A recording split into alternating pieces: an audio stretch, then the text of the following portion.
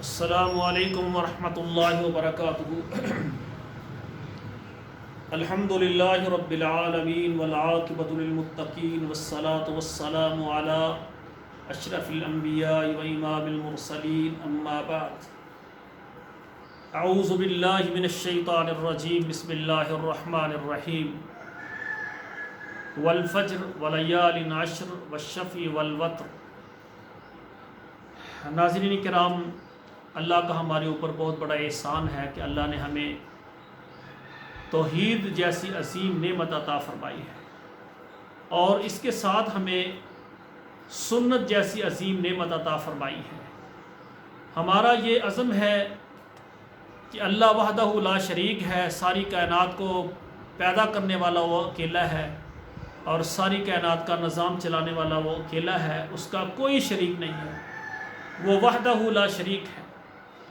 اور دوسری بات یہ ہے کہ محمد صلی اللہ علیہ وسلم اللہ کے رسول ہیں، ہمارے نبی ہیں، اور آخری نبی ہیں، اور خاتم النبیین ہیں۔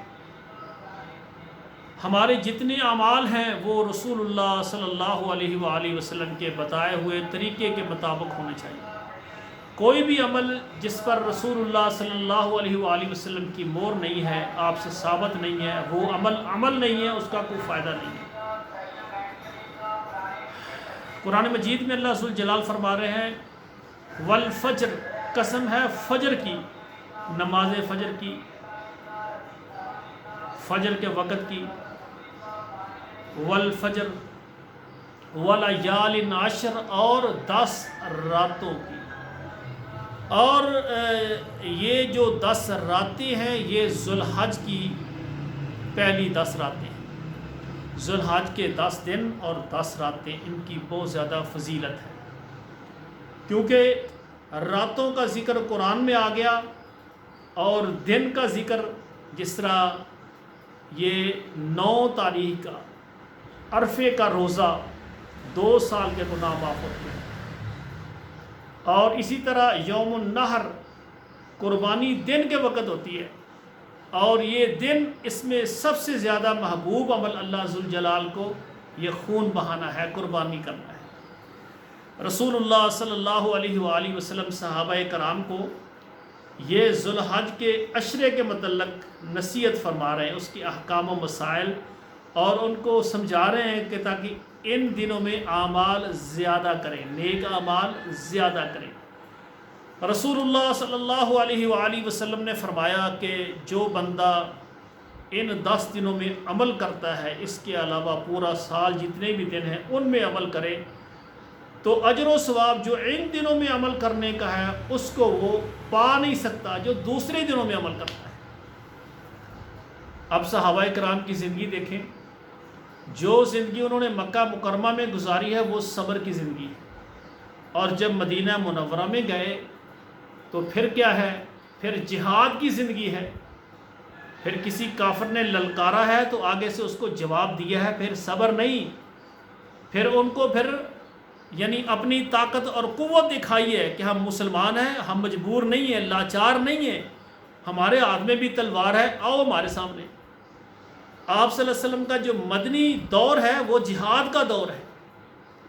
جب اللہ کے رسول نے فرمایا کہ ان دنوں میں جو عمل کرتا ہے، دوسرے دنوں میں عمل کرنے والا جو ان دنوں میں کرتا ہے اس پر وہ سبقت نہیں لی جا سکتی، یعنی ان دنوں میں ذوالحج میں اجر و ثواب زیادہ ہے۔ تو صحابی کہتا ہے وَلَا الْجِهَادُ فِي سَبِيلِ اللَّهِ، اللہ کے رسول جہاد فی سبیل اللہ ان دنوں کے علاوہ جو دوسرے دنوں میں کیا جائے اس سے بھی ان دنوں میں نیک اعمال کرنے اللہ کو زیادہ محبوب ہے۔ آپ صلی اللہ علیہ وآلہ وسلم نے فرمایا وَلَا الْجِهَادُ فِي سَبِيلِ اللَّهِ، فرمایا ہاں یہ ذوالحج کے 10 دنوں کے علاوہ دنوں میں جہاد کرنا بھی ان دنوں میں جو نیک اعمال ہے اس کو نہیں پہنچ سکتا۔ میرے بھائیوں، اتنی فضیلت ہے۔ ہاں رسول اللہ نے فرمایا ایسا آدمی جو خود بھی نکلتا ہے، اپنی سواری بھی لے کر نکلتا ہے، خود بھی شہید ہو جاتا ہے، سواری بھی شہید ہو جاتی ہے، اس نے اپنا مال بھی قربان کر دیا، اپنا وقت، اپنا آپ، اللہ کے راستے میں جو شہید ہو گیا، ہاں وہ سبقت لے جا سکتا ہے۔ تو میرے بھائیوں، ان دنوں میں کون سی اعمال ہے؟ اعمال وہی ہیں جو سارا سال ہم کرتے ہیں، سوئے رہتے ہیں غفلت میں، اللہ ہمیں معاف فرمائے۔ لا الہ الا اللہ، الحمدللہ، اللہ اکبر، یہ دن کو قرآن پڑھنا، دن کو روزہ رکھنا، رات کو قیام اللیل پڑھنا، تہجد پڑھنا۔ ہم تو رمضان کے ہیں، رمضان میں ہم نے تراویح پڑھ لی، ہمیں تو تہجد کا پتہ ہی نہیں، سارا سال پڑھی ہی نہیں ہم نے۔ دعا کریں اللہ ہمیں یہ 5ویں نماز تہجد اور اشراق کی نماز پڑھنے کی توفیق عطا فرمائے۔ جو مجھے دیکھ رہے ہیں، آپ سے گزارش ہے، میرے اس پیغام کو، آپ کی ذمہ داری ہے کہ آپ کے جتنے جاننے والے ہیں سب تک میرے اس پیغام کو شیئر کر دیں، اور میرے اس پروگرام کے کمنٹس میں آپ مجھے لکھ کر یہ بتائیں کہ آپ کس ملک سے مجھے دیکھ رہے ہیں، تاکہ مجھے پتہ چلے کہ میرا پیغام پاکستان نہیں پوری دنیا کے کس کس ملک اور کونے تک پہنچ رہا ہے۔ میرے بھائیوں، ان دنوں میں قرآن پڑھیں، استغفار کریں، نوافل پڑھیں اور روزہ رکھیں، یہی اعمال ہیں۔ اور آخری بات، عید آ رہی ہے، آپ ایسے رشتہ دار بہن بھائی جن کے پاس لباس نہیں، ان کو لباس دیں۔ اور میرے بھائیوں، بہترین عمل اس 10 دنوں میں جو 9 تاریخ عرفے کا روزہ ہے نا، جو 9 تاریخ ایک دن کا روزہ رکھے گا نا، رسول اللہ صلی اللہ علیہ وآلہ وسلم نے فرمایا اللہ ذوالجلال اس کے 2 سال کے گناہ معاف فرما دیں گے۔ 1 سال پیچھے جو گزار چکا ہے اور 1 سال اس کی جو وہ گزار رہا ہے، 1 سال جو گزار رہا ہے، یہ سال جو جاری ہے، اور ایک پچھلا سال، 2 سال کے گناہ معاف ہوتے ہیں۔ روزہ ایک ہے اور 2 سال کے گناہ۔ سبحان اللہ، سبحان اللہ۔ آپ دیکھیں، جس نے 10 محرم کا روزہ، جس کے 1 سال کے گناہ معاف ہوتے ہیں، جس نے 10 محرم کا روزہ رکھا اور یہ پھر 9 ذوالحج کا عرفے کا روزہ رکھا، 3 سال کے گناہ معاف ہو جاتے ہیں۔ اللہ چاہتے ہیں میرا بندہ میرے پاس آئے تو اس کے اوپر گناہ نہ ہو۔ سبحان اللہ۔ اللہ تو رب العالمین ہے، تو اپنے محبوب کریم نبی صلی اللہ علیہ وسلم کی امت کو معاف کرنا چاہتا ہے، ان کو جنت کا وارث بنانا چاہتا ہے۔ اور میرے بھائیوں، یہ بھی یاد رکھیں، جو ہمارے بھائی حج کے لیے سعودی عرب پہنچے ہوئے ہیں، جو یہ 9 ذوالحج کا دن عرفہ میں گزاریں گے، میدان عرفات میں گزاریں گے، وہ وہاں پر روزہ نہیں رکھ سکتے۔ جو میدان عرفات کے علاوہ سعودی عرب کے کسی کونے میں ہوں، پوری دنیا میں جہاں بھی جس ملک میں ہیں، ہمارے ملک میں جو 9 ذوالحج کی تاریخ بنتی ہے اس میں روزہ رکھو، 1 روزے کے بدلے میں اللہ 2 سال کے گناہ معاف فرما دیں گے۔ اور آخری بات، یہ 10 ذوالحج جو کہ عید کا دن ہوتا ہے، عید والے دن رسول اللہ صلی اللہ علیہ وسلم نے فرمایا کہ محبوب ترین عمل، ایک تو جو ہے عید کی نماز کے لیے سب شامل ہوں، اور دعا میں ہماری وہ بیٹیاں جن کے پاس چادر نہیں ہے پردے کے لیے، وہ ہمسائی سے لیں، اور ایسی بہنیں جن کے اوپر نماز معاف ہے، وہ نماز نہیں پڑھ سکتی، ان کو یہ عذر ہے، اللہ کے رسول نے فرمایا وہ بھی شامل ہوں۔ اگر عید گاہ ہے تو وہ مسجد نہیں ہوتی، وہاں ایک کونے میں وہ بیٹھ جائیں الگ، جب دعائیہ کلمات کہیں تو وہ ساتھ ہاتھ اٹھا کر وہ بھی دعا کریں۔ جب نماز ہو جاتی ہے نا، نماز کے بعد امام خطیب خطبہ دیتا ہے، ٹھیک ہے نا، پہلے نماز ہوتی ہے بعد میں خطبہ، اس میں وہ جب دعا کرتا ہے مسلمانوں کے لیے، اس دعا میں وہ بھی ساتھ ہاتھ اٹھا کر شریک ہو جائیں۔ اگر ہاتھ نہ بھی اٹھائے، جس انداز سے بھی کریں، آپ اللہ سے دعا میں شریک ہو جائیں۔ اور ایسے مساجد جن میں مسجد ہوتی ہے، تو جو مسجد میں خصوصاً حال ہوتا ہے جہاں خواتین جماعت کرتی ہیں، وہ اس جگہ پر نہیں، ایسی جگہ جہاں جماعت نہیں ہوتی، ایسی جگہ وہاں پر وہ سائڈ میں بیٹھ جائیں، ٹھیک ہے نا، جہاں یعنی حال ہوتا ہے نا جہاں نماز ہوتی ہے، اس کے علاوہ اتنی جگہ بھی ہوتی ہے فارغ، وہ وہاں پر بیٹھ جائیں، وہ بھی حاضر ہوں، تاکہ اللہ نے اس دن جو دعا کی قبولیت رکھی ہے اس کو سامنے رکھتے ہوئے ہماری بیٹیوں کو بھی اس سے محروم نہ کریں۔ کئی ایسی خواتین ہیں جو کہ پوری زندگی کبھی وہ عید گاہ گئی نہیں، انہوں نے نماز عید پڑھی نہیں ہے، محروم خواتین، کہا جائے تو پھر بھی نہیں پڑھتی، پتہ ہی نہیں ان کو کہ یہ جو دعا ہے اس کی فضیلت کتنی ہے۔ اللہ ہماری ان بہنوں بیٹیوں کو بھی توفیق دے، وہ اس دعا میں ضرور شریک ہو۔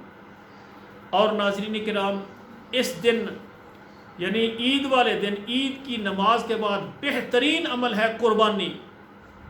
اس قربانی پر میں تھوڑی سی گفتگو کروں گا کہ جو بھائی ایک کے علاوہ ایک کے ساتھ زائد قربانی کرتی ہیں، 2 3 4 5 قربانیاں کرتے ہیں، تو بڑے خوش نصیب ہے میرے بھائیوں۔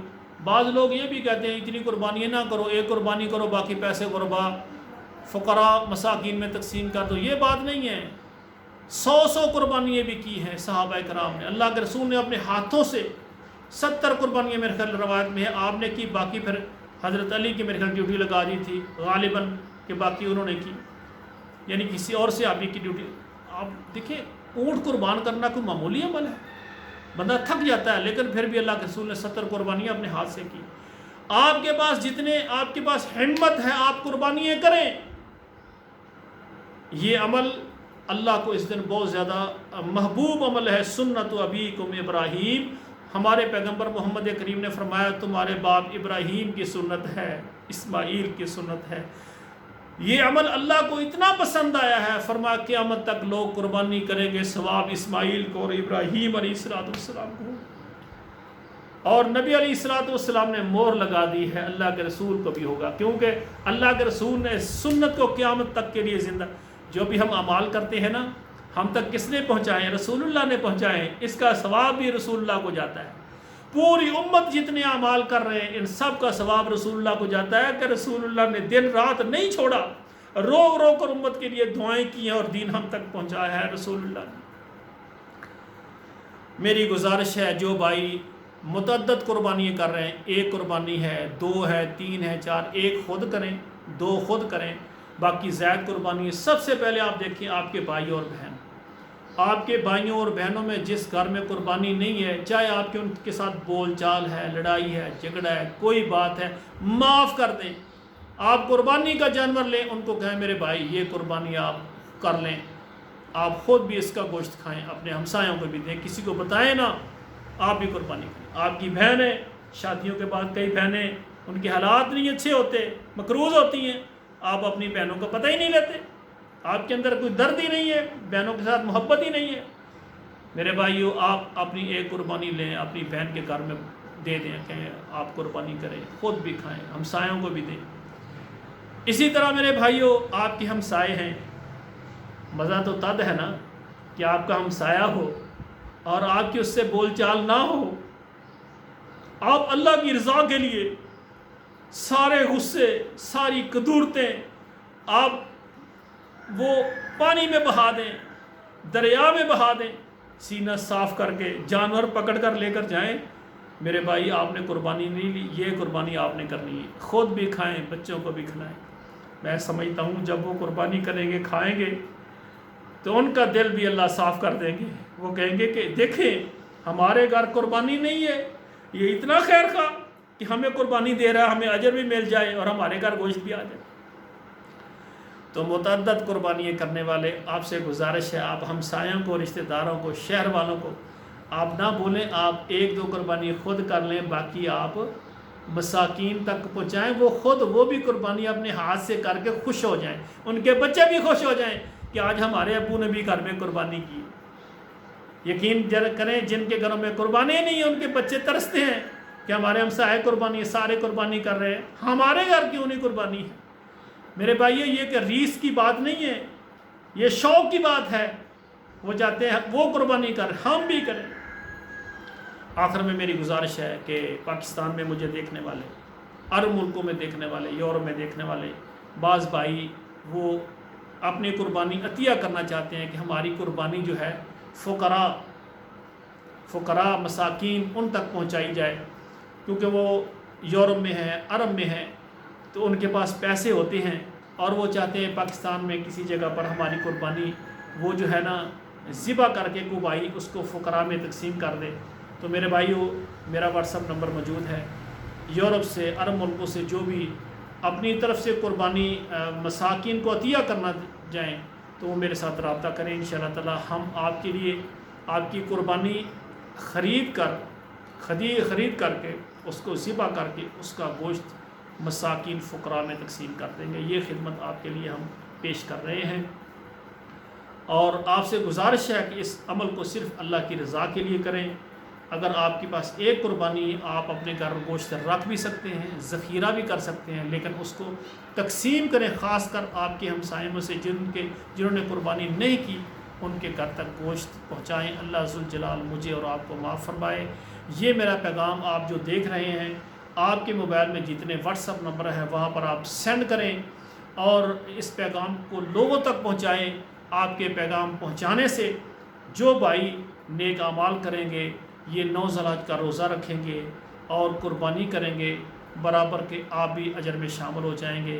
اور مجھ کو جو دیکھنے والے بھائی ہیں، بہنیں ہیں، آپ جس ملک سے دیکھ رہے ہیں، آپ اپنے ملک کا نام کمنٹس میں ضرور لکھیں تاکہ مجھے پتہ چلے کہ یہ میرا پروگرام کس کس ملک میں میرے بھائی میری بہنیں ہمارے مسلمان دیکھ رہے ہیں۔ السلام علیکم ورحمۃ اللہ۔